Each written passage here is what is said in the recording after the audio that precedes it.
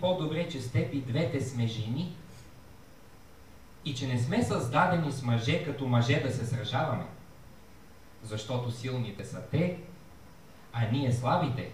И докато бъдем под властта им, ще слушаме решения и още по-безумни, и още повече ще ни боли.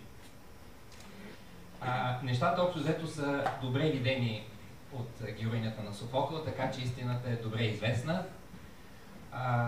Така се каже, хората, които трябва да бъдат детронирани, очевидно кои са. Това съм и аз, но най-вече професор Неделчев. И оттам нататък можем да, така се каже, да вървим към истинското равноправие, а равноправието единствено е, когато властта бъде взета от другата партия. За известно време. Защото няма страна, която да е управлявана от всички партии. Освен, може би, Молдова. В Молдова мисля, че всички са се наговорили, в момента са на власт. За мен най-важното, което трябва да се каже за новия превод на Антигона, може да бъде резюмирано така. Първо, става дума за трагедия, която е превеждана на български и от много големи поети, и от не толкова големи, но на сметка на това добре занимаващи се, добре образовани в областта на класическата древност.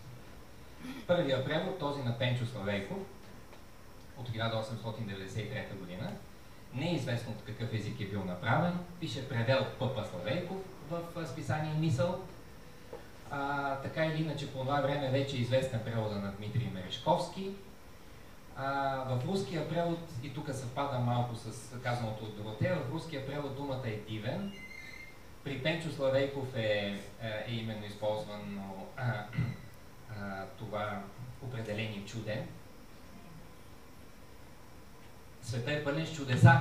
Защо по-чудно от човек? Ала какво по-чудно от човек? Твърди Пенчо Славейков. Вече какво твърди Кирил Мерджански, или по-точно Софокъл на Кирил Мерджански, можем да видим на 50-та страница, намерих го преди малко. Съвсем точно е казано така. Има много страшни неща, но най-страшно от тях е човек. И така нататък.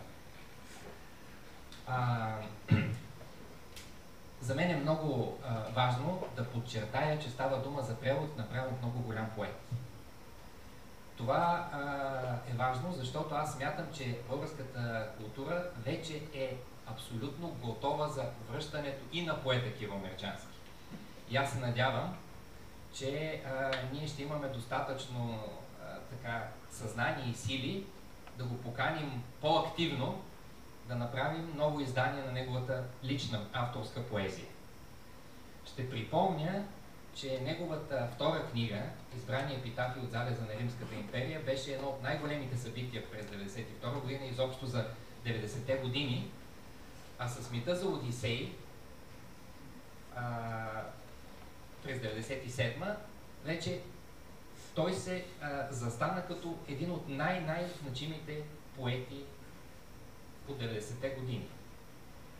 Това хората, които следят българската поезия, го знаят, но разбира се, отсъствието 15 години от България на Мерджански и спорадичните публикации в литературен вестник, например, благодарение на едно интервю, което Лъчезар Лозанов направи, и той, така се каже, покани именно той, Кирил Мерджански, да даде нови свои стихотворения преди 3 години, беше, така се каже, един от начините ние отново да си спомним, че имаме такъв голям поет.